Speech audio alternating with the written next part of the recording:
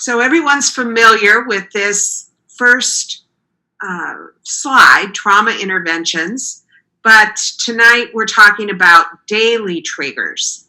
It's a little different when you have PTSD that is sort of full-blown and triggered by traumatic events, and when you're in the acute phase. But those of us who are a few years down the road from the intensity of acute PTSD often experience some daily triggers in our lives, or unexpected. They may not be daily, but more in the day-to-day routine of our lives, experience some triggering events that we almost feel embarrassed about, or confused by the fact that we are impacted as much as we are. But I just want to normalize it and tell you that's the way it is. You know, once you've had traumatic events in your life, and either an anxiety response, a depression response, or post-traumatic stress disorder, you are going to have sometimes in your life when you get activated, and when you feel like you're activated by very small events. That's normal, and I just want you to know that so that you don't beat yourself up. So what are the triggers that we're talking about? I love this slide. Let's see, let's go back again and make it fall down again, this block that says triggers. So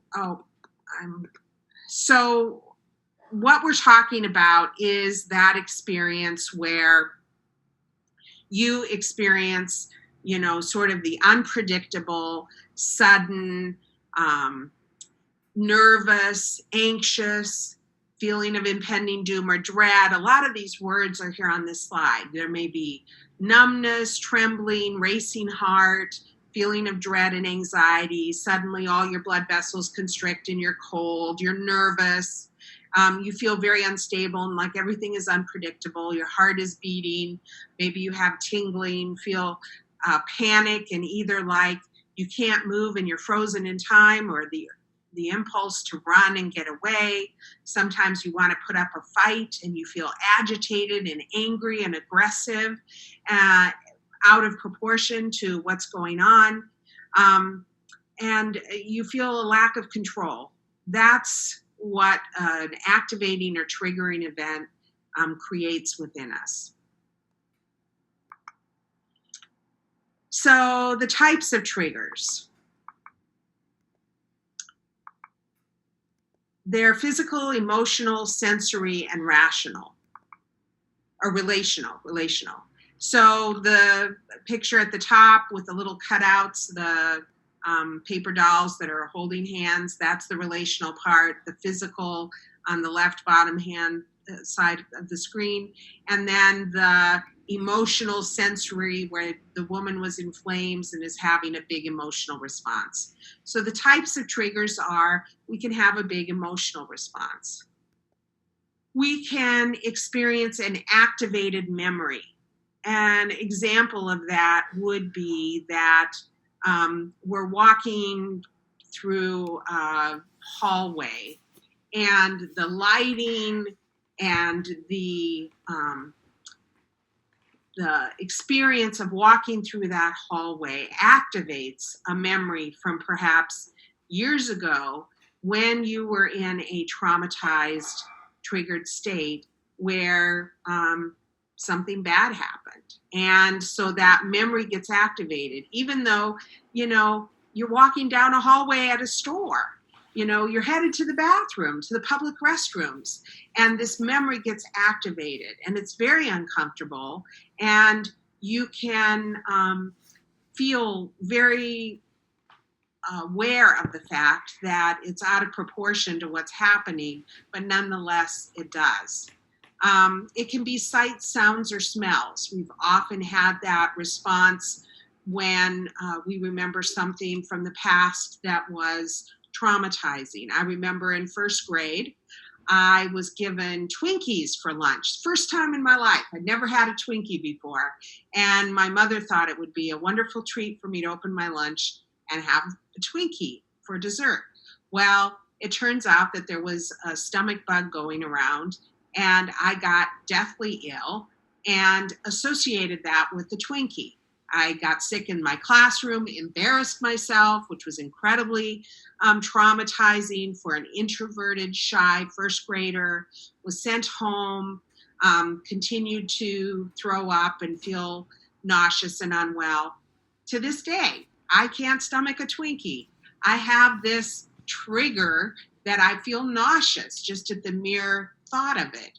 And that's because I experienced a traumatizing event that is, sort of one of those normalized traumatic events. It wasn't like anybody was beating me up or anything horrific was happening. It's just that I got very, very ill and associated that taste, that sight, that smell even of the Twinkie with this acute illness.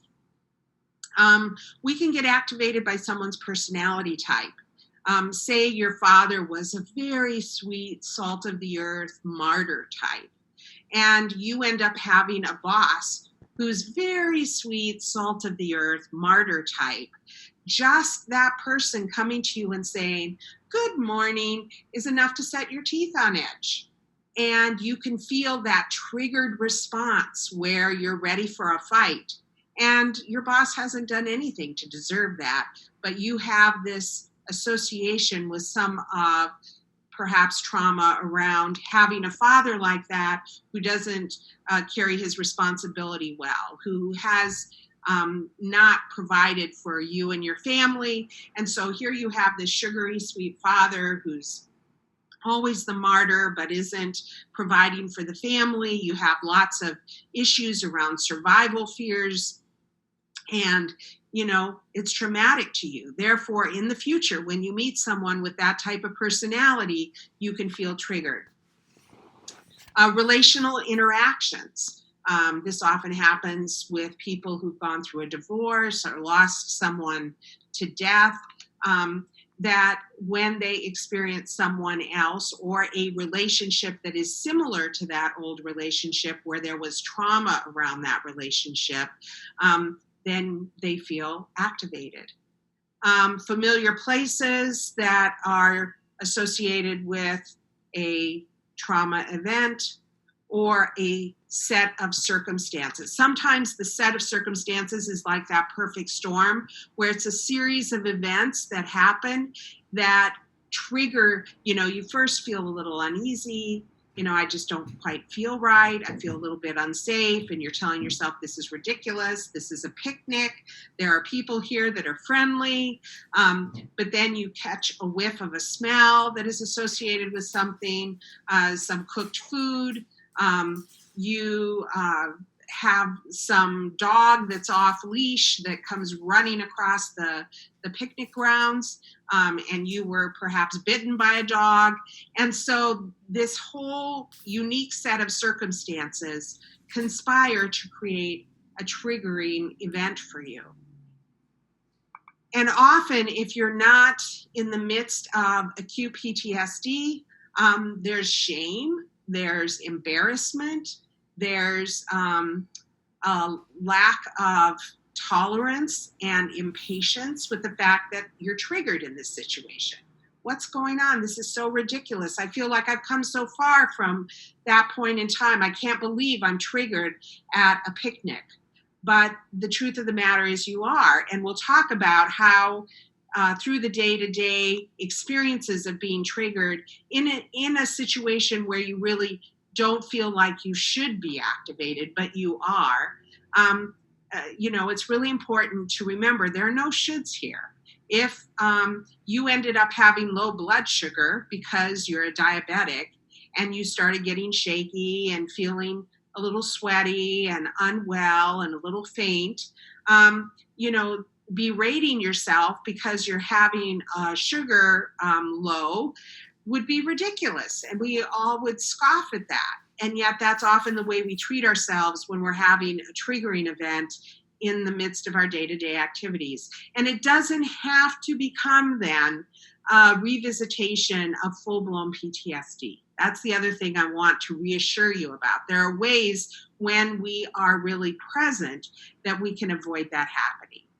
So another way we can become activated, and I'm sure there are many people on this call that are going to relate to this, and it's sensory anxiety. This is where you have racing thoughts, all or nothing thinking. You might feel dizzy, disoriented, have sort of a somatic response, excessive sweating, stomach cramps, diarrhea, vomiting, poor balance and coordination, dilated pupils, flushed face, feel lethargic or tight, and feel a certain shaking, trembling, or rigidity.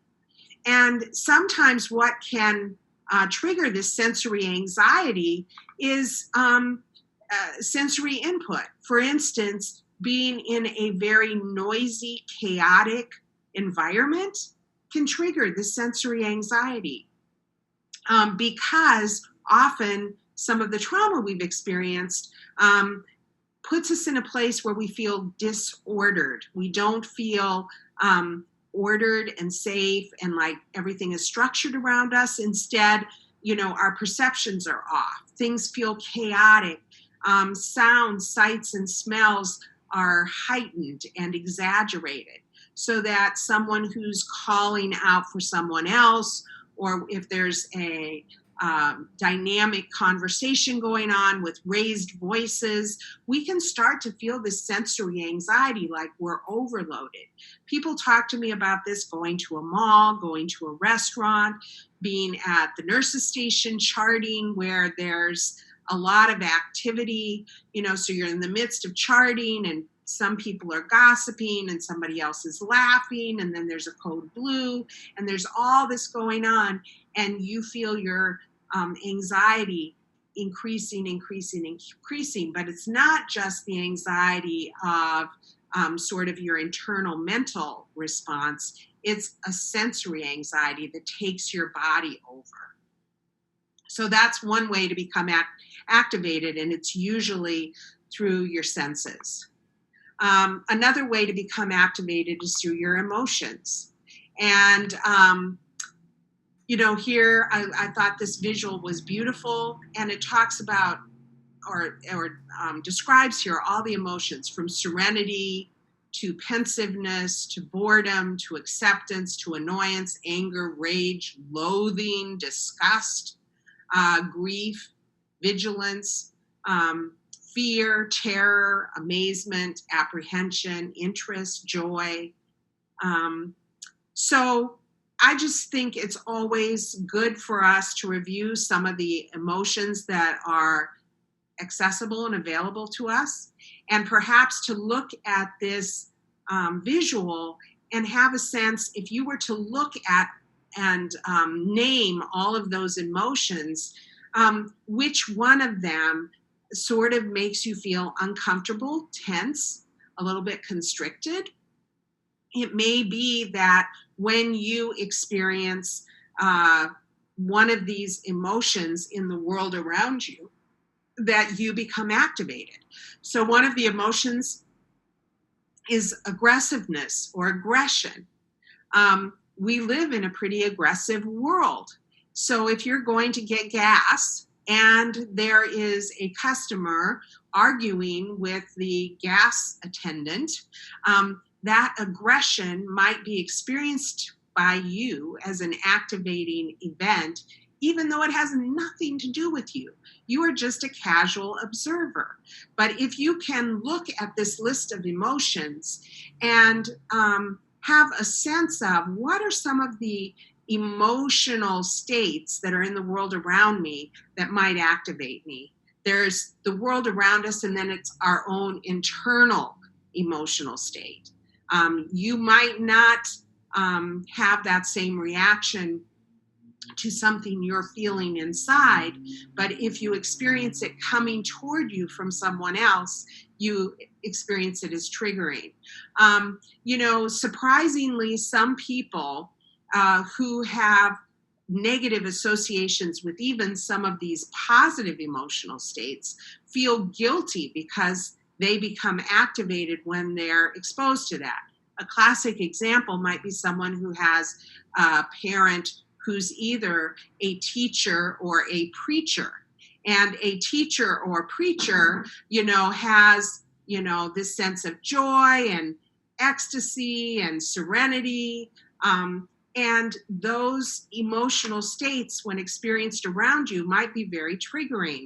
And so to have compassion for yourself and to be realistic about that fact and not fight it, just be able to, in a time and place where you feel safe, like in your living room or in your office, home office, to make a list of some of these emotions that you might experience or that you experience in the world around you that might be triggering for you. I think that's a really helpful exercise. And, one of these that is really sort of activating for me is the energy of loathing, or the emotion of loathing.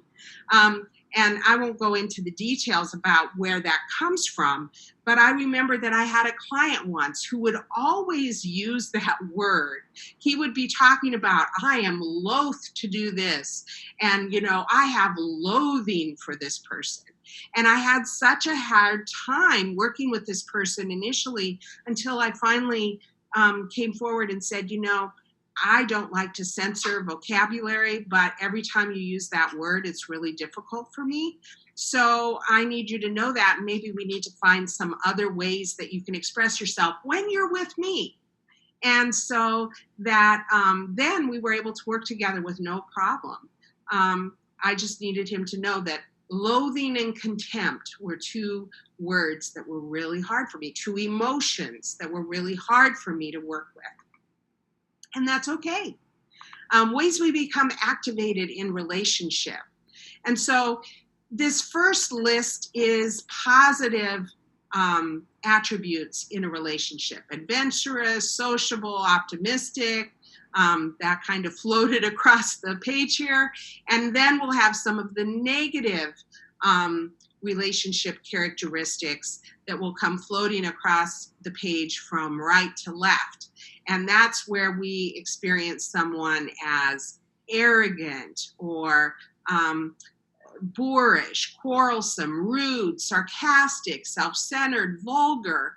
And so we're going through this slide rather quickly, but I think when you get this later as a recording, you can maybe stop the recording, look at some of those attributes, or even go out online and look at some of the relationship attributes, and then assess for yourself what of those characteristics might be triggering for you. So now we're going to get to the strategies. You see that the very first square here at the top, the visual, says focus. While most of the picture is out of focus, that red word in the center says it all. That is the number one thing to do, is to focus and be present. If we went through our days focused and present, we would be prepared to deal with these little triggering events whenever they show up. And there are many ways that you can increase your ability to focus and be present. Now, there are people listening tonight who have ADD or ADHD or obsessive compulsive disorder, who are distractible because they have perhaps sort of that agitated distractibility. Maybe they have depression that makes it hard to focus. Maybe they have a learning challenge or a different way of processing when they're learning. And so focusing can be a challenge, but the best way I can describe it is to just be embodied. And so a way to really practice this is to just notice how your head feels. Notice how, go through all of your systems from head to toe, and that can take, 30 seconds. And just notice how you're feeling. How tense are your shoulders? How relaxed is your breathing? Are you breathing from your belly? Are you shallow breathing from your chest? Are you scrunching your toes when you're sitting at your desk? Are your hips relaxed? Is your center of gravity right at your solar plexus or low pelvis? Just be present. And the more you can run through that process of being embodied and being focused, then the more prepared you are to deal with these triggering events and redirect it in a way that then you're safe and you don't end up with a full-blown PTSD event. So focus, be present. When you're focused and present, you're going to notice what's happening, so that when you first begin to feel uncomfortable and triggered, the number one thing to do is remove yourself. Get out of the situation.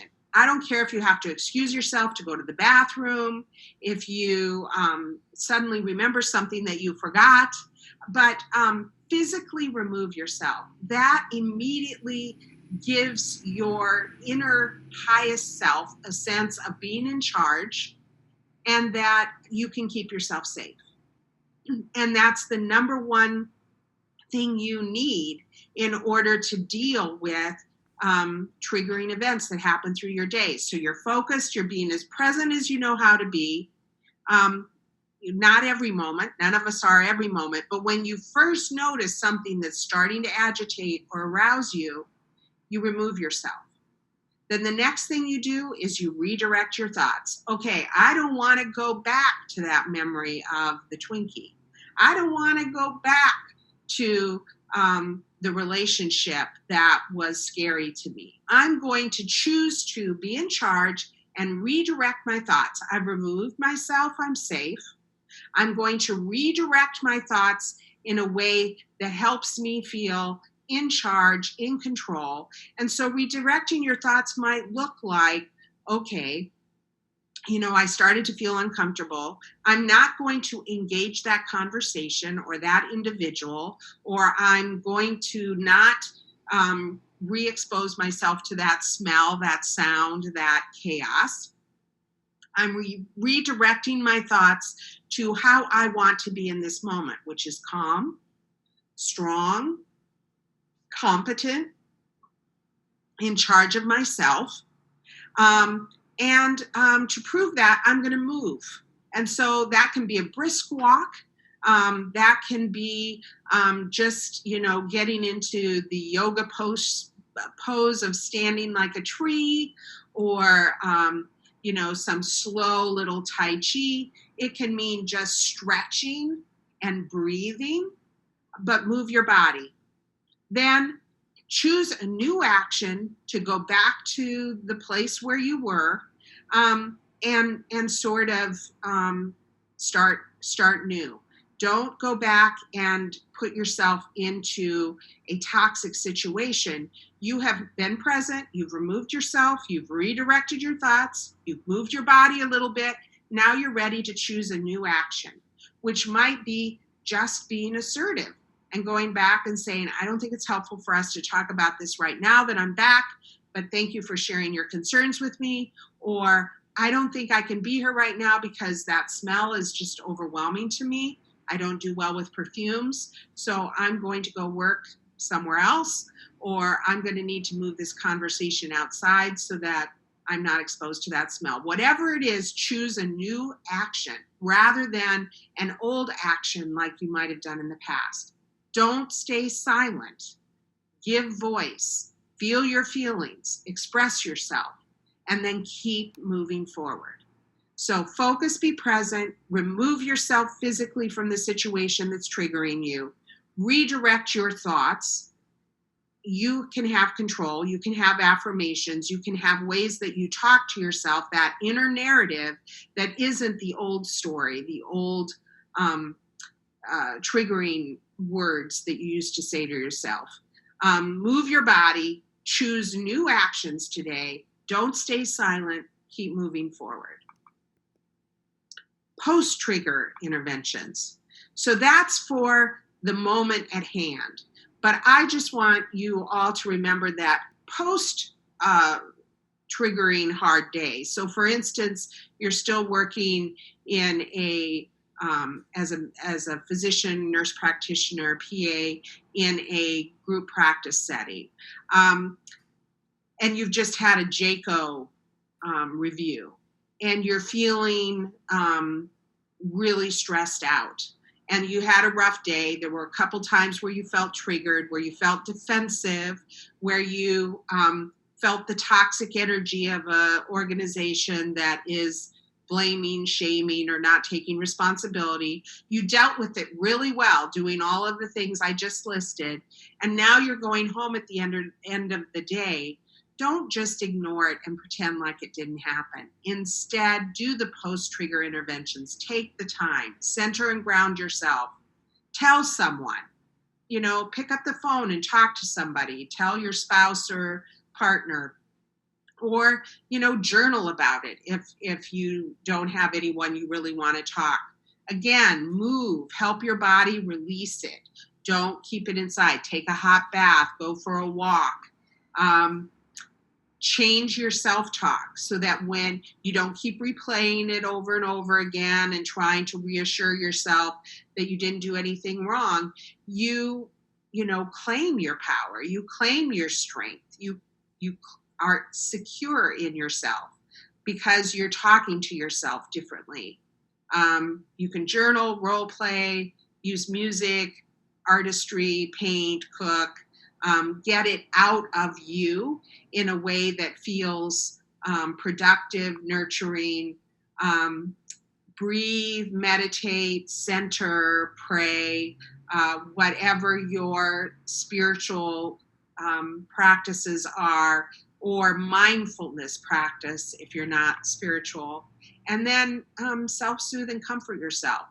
So these 7 things to do at the end of a really difficult day where there have been some triggering, activating events, you handle it really well in the moment using the other strategies I gave. Then when you get home, you at least do 3 or 4 of the 7 things listed here. If you can't do it all, center and ground yourself, move, change your self-talk, and do something to self-soothe, or do something with your breathing, with your meditating. Do this post-trigger intervention protocol for like 30 minutes. You can do it right before bed. It will really help you maintain your sense of equilibrium and balance after a hard day. Do it differently, first and foremost. So number 1, take action. You're in control. Yes, life has been hard and you've had a lot to transcend, but you can do it differently. You don't have to do it right. This doesn't say do it right. This says do it differently, because doing it differently allows us the opportunity to compare and contrast what works and what doesn't for us. It's like the person who says to me, oh, I never take Benadryl because Benadryl speeds me up. Well, Benadryl puts me to sleep. We all respond differently, but it's about knowing what different interventions do for you, what works, what doesn't, what you're trying to achieve. And the most important thing is to do it differently. Take action in a different way. Be boundaried. That's that container around yourself where you know what your values are, you know what you stand for, you know what your triggers are, and you are a contained and confident, assertive person. That's the goal. So be boundaried. Keep moving, keep your momentum, keep moving forward. Just because you have a bad day, a bad week, even a bad month, doesn't mean you've lost all the ground that you've gained. It means that, you've had a rough week or a rough month.